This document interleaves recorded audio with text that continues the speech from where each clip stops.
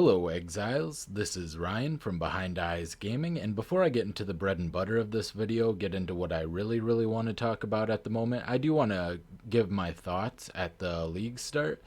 There's a lot that I didn't get to say. I put out a video that was kind of a snap reaction. I was upset, and I think I and other people have many reasons to be upset, but I have a little bit of a problem on how that was being generally spread around and handled. But before that, I just want to give some final thoughts on the Ultimatum League start.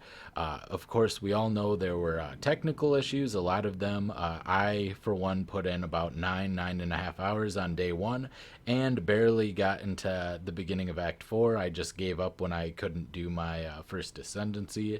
I tried to do lab a bunch of times, kept getting kicked out. I currently am sitting at level 80 and managed to get something rolling.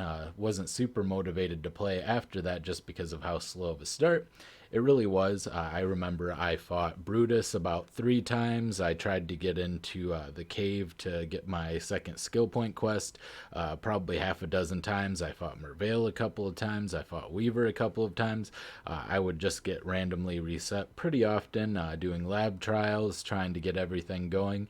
And yeah, it took me an unreasonable amount of time. Normally, even with an initial queue of like 20 minutes or something like it would normally be, normally I would be fully into maps by the time of a 9.5 hour play session. So that was a big problem. And of course, there were a lot of reasons for it. It sounds like they hadn't migrated the characters from the previous league yet at the beginning of league launch, from what I understand. I don't know all the details on that. That could be false, so I would look into that for yourself to make sure that's the case before spouting that off. But here I am just saying it anyway.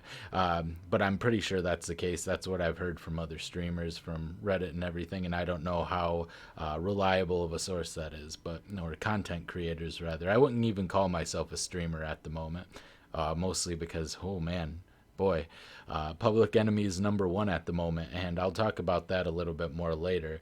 But also, I want to give a couple more thoughts about the priority stream. Now that we know a little bit more about what went on, and Chris Wilson on Reddit talked about that a little bit and said it was a snap decision, acknowledging it was a mistake. I thoroughly believe it's a mistake. Some people are actually underplaying how big of a mistake, and there's a couple of reasons.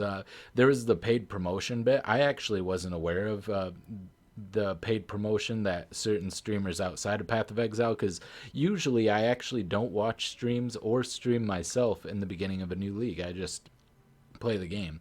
That's how I enjoy it. Sometimes back in the day, I used to like have Ziggy D or someone on my other monitor and just kind of listen to them play while I was playing, and also kind of race with them to see, how far I can get ahead of Ziggy type thing, which was my secret goal.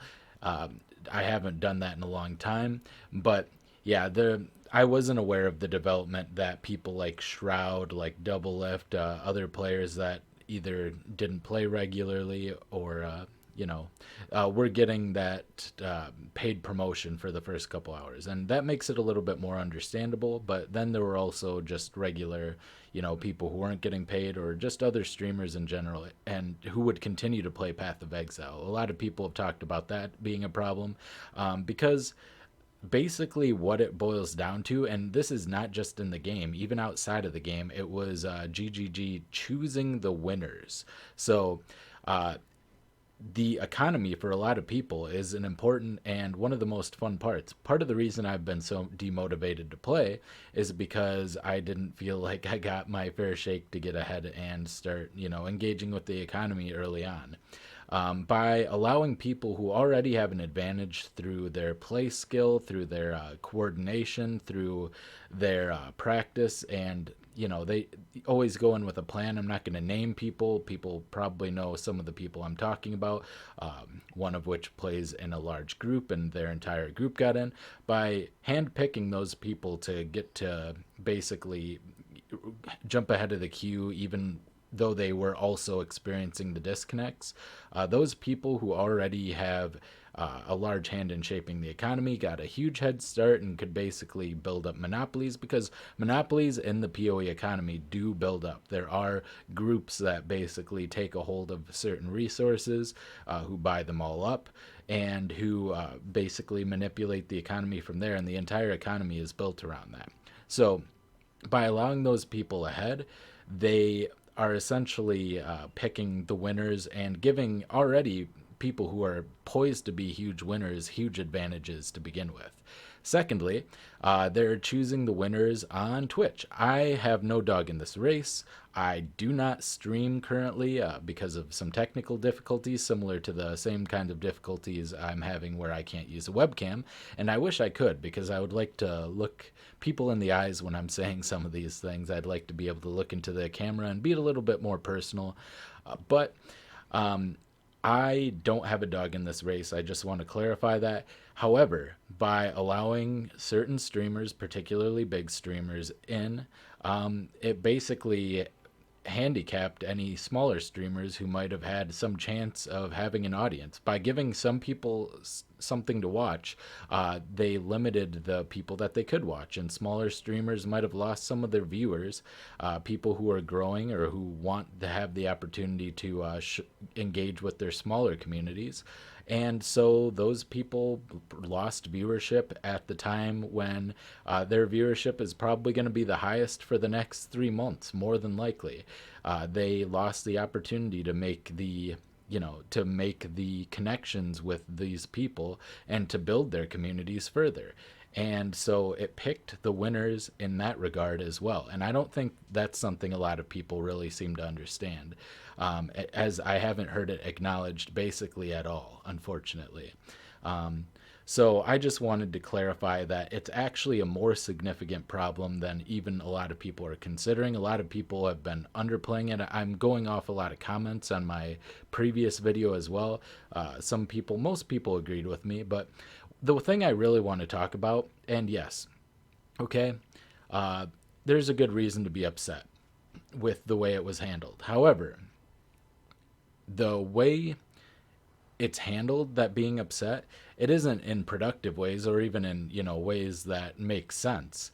The ways that make sense to me are if you don't like the way a company is handling something. A lot of people are saying, I'm not going to buy loot boxes, or I'm not going to buy a supporter pack. And I think that's fine. I haven't bought a Nestle product in like 7 or 8 years myself because of the whole baby formula in Africa debacle and the water is not a human right thing. And if you want to look into Nestle and some of the stuff they do, you'll maybe understand why, maybe not. But voting with your dollar, in my opinion, is very important, especially in this global economy we have going.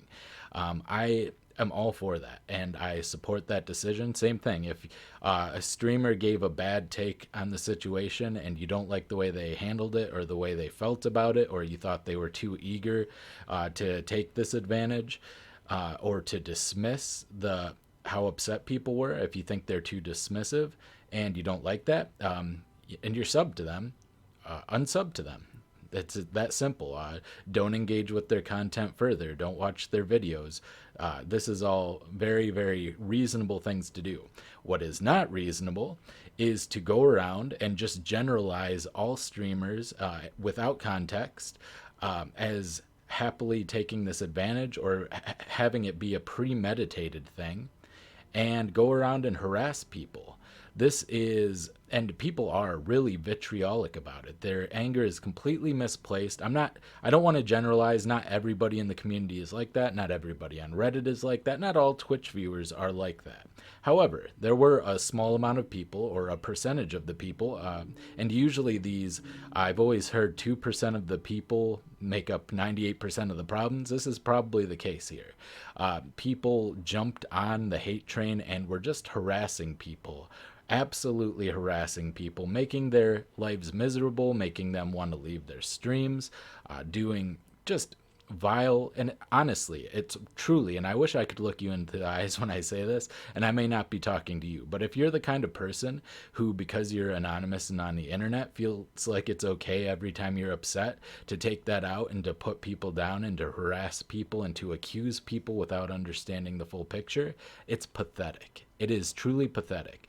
I'm usually very diplomatic. I don't want to go around and, I don't want to confront people. I don't like to be confrontational. I like to be diplomatic, take the middle ground. But I always like to say, tread softly and carry a large stick. And I'm getting my large stick out now because it's really fucking vile, truly pathetic to go, oh, operation timed out. Oh, well, bad timing. But it is absolutely pathetic to be treating people like this. And I just feel, oh, I'm even in queue again, that you should not be going after specific developers in this way. You should not be going after streamers in this way. There's no excuse for doing so. I know you may feel like it's your only course of action. It is absolutely not your only course of action. You can get into constructive discourse. You can, you can stop playing the game. That's something you can do as well. There's a lot of things you can do. What you shouldn't do, and honestly, I can't stop you from acting this way towards people, but I want you to know that I think it's very destructive.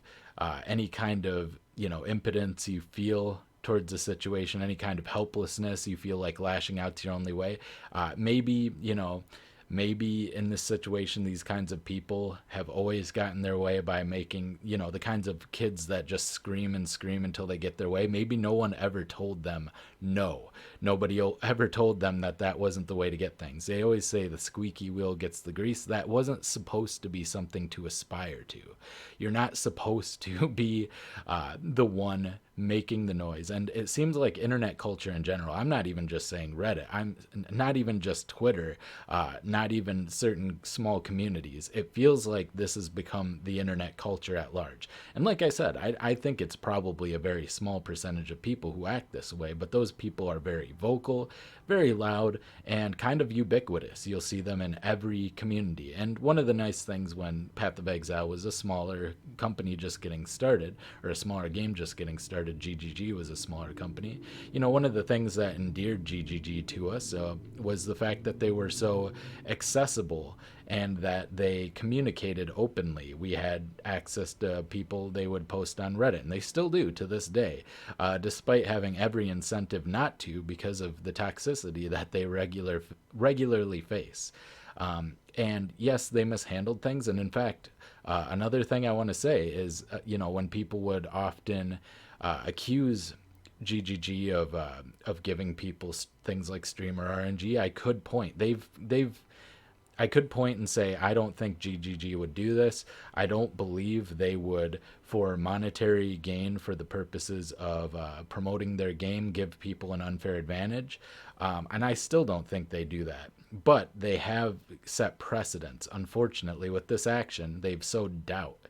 And that's one of the reasons I'm most upset with GGG. But more upset than I am with GGG, who made a rash mistake, motivated by not wanting to lose a lot of money, which I can reconcile, and they even recognize it's a mistake, and I fully accept that.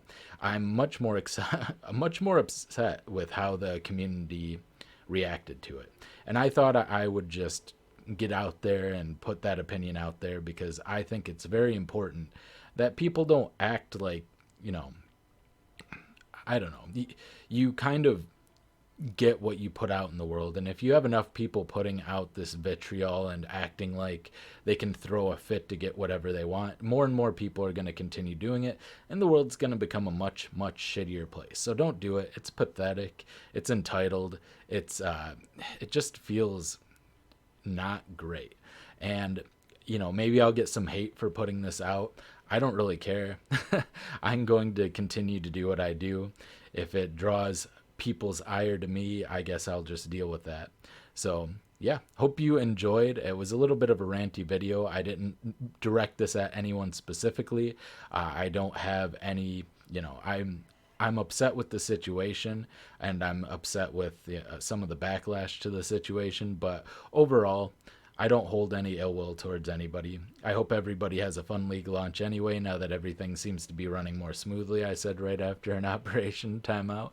But yeah, this has been Ryan from Behind Eyes Gaming, and I'll see you next time. Bye.